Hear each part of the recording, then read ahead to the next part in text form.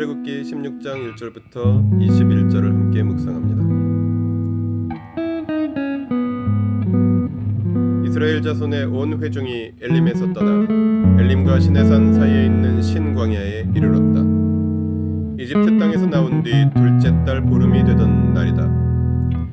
이스라엘 자손의 온 회중이 그 광야에서 모세와 아론을 원망하였다. 이스라엘 자손이 그들에게 항의하였다.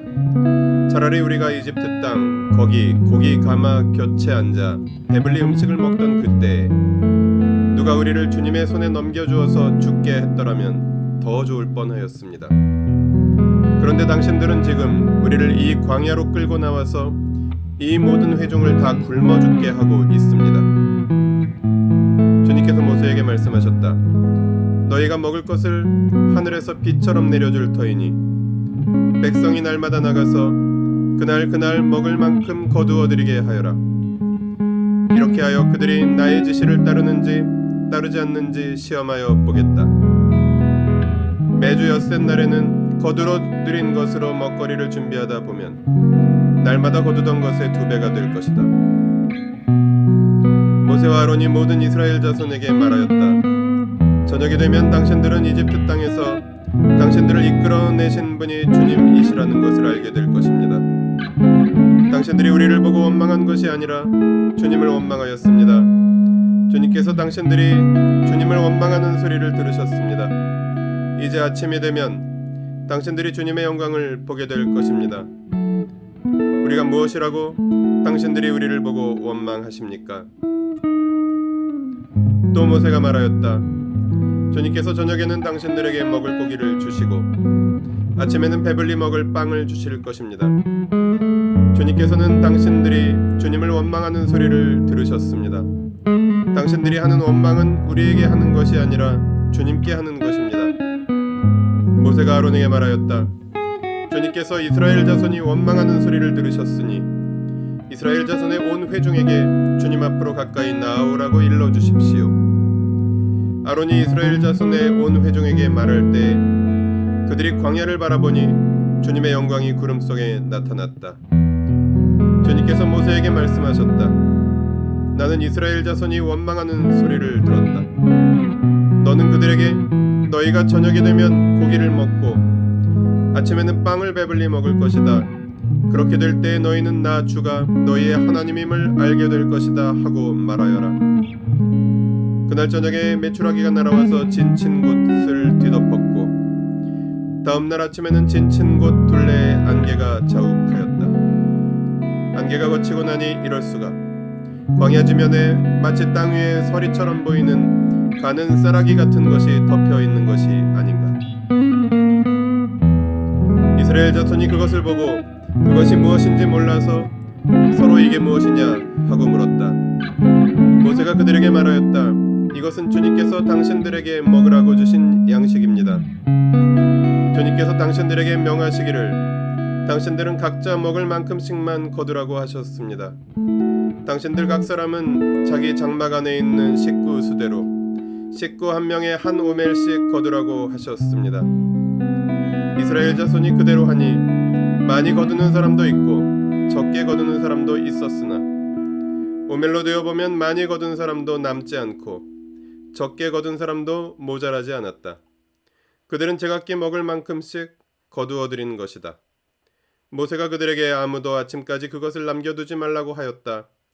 그런데 어떤 사람들은 모세의 말을 듣지 않고 아침까지 그것을 남겨두었다. 그랬더니 남겨둔 것에서는 벌레가 생기고 악취가 풍겼다. 모세가 그들에게 몹시 화를 내었다. 그래서 그들은 아침마다 자기들이 먹을 만큼씩만 거두었다. 해가 뜨겁게 쪼이면 그것은 다 녹아버렸다. 1절부터 3절은 이스라엘 백성이 다시 이집트가 좋았다고 원망합니다. 이스라엘 백성이 다시 광야에서 모세를 원망하였습니다. 어차피 죽는 것, 배불리 먹고 죽을 수 있는 이집트 노예 생활이 차라리 더 나았다는 원망입니다. 4절부터 12절에서는 하나님께서 모세에게 말씀하십니다. 이번에는 모세의 기도보다 하나님의 신탁이 먼저 언급됩니다. 아마도 모세의 기도가 있었는데 생략되었을 수도 있고 하나님께서 하도 황당하셔서 모세가 기도하기도 전에 먼저 모세를 불러 말씀하셨을 수도 있습니다. 하나님은 백성이 먹을 것을 주겠다, 저녁에는 고기를 먹고 아침에는 빵을 먹을 것이다 말씀하십니다. 이스라엘에서 하루의 시작은 저녁입니다. 13절부터 21절은 하나님께서 메추라기와 만나를 내려주신 내용입니다. 하나님 약속대로 그날 저녁부터 메추라기가 공급되었습니다. 다음 날 아침에는 만나를 내려주셨습니다. 만나는 일용할 양식으로 식구 수대로 각기 먹을 만큼만 먹을 수 있도록 하나님이 허락하셨습니다. 본문을 통해 무엇을 깨달을 수 있을까요? 계속되는 불평과 하나님의 은혜. 하나님이 얼마나 놀라우신지 경험한 이스라엘이 어려움만 생기면 쉽게 원망합니다. 구원받은 백성이 차라리 구원받기 전이 더 나았다고 원망합니다. 수백 년간 형성된 노예 근성이 쉽게 사라지지 않습니다. 이 정도면 구원을 취소하셔도 아무도 원망할 수 없는 상황인데 하나님은 끈질기게 이스라엘의 은혜를 베푸십니다. 놀라운 사랑이며 인내이며 기다림입니다. 본문을 어떻게 삶에 적용할까요? 일용할 양식을 주옵시고. 하나님은 백성 모두가 날마다 먹을 하루의 양식을 매일 내려주기 시작하셨습니다. 각자에게 하루에 꼭 필요한 만큼씩 모두에게 허락하셨습니다. 필요한 만큼만 먹으면 모두가 먹을 수 있습니다. 저장이 허락되지 않은 엿새 동안 저장을 해봐도 소용이 없습니다.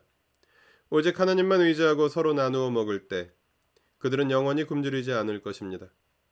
이것이 백성을 돌보시고 먹이시는 하나님의 풍성한 사랑입니다. 자격 있는 만큼이 아니라 필요한 만큼 주시는 그 사랑을 충실히 받아 누리며 모든 백성이 서로 사랑하기를 주님은 우리에게 원하십니다. 기도하시겠습니다. 감사로 주님의 은혜를 맛보며 나눔으로 더 풍성하게 하여 주십시오. 모든 것의 주인이신 하나님, 우리가 주님의 은혜로 날마다 살아가오니 날마다 풍성한 은총을 내려주시고 주님을 든든히 신뢰하게 하여 주십시오. 우리 주 예수 그리스도의 이름으로 기도합니다. 아멘. 매일 성경 순과 함께하는 말씀 묵상, 오늘의 묵상을 마칩니다. 말씀이 함께하는 하루 보내십시오. 고맙습니다.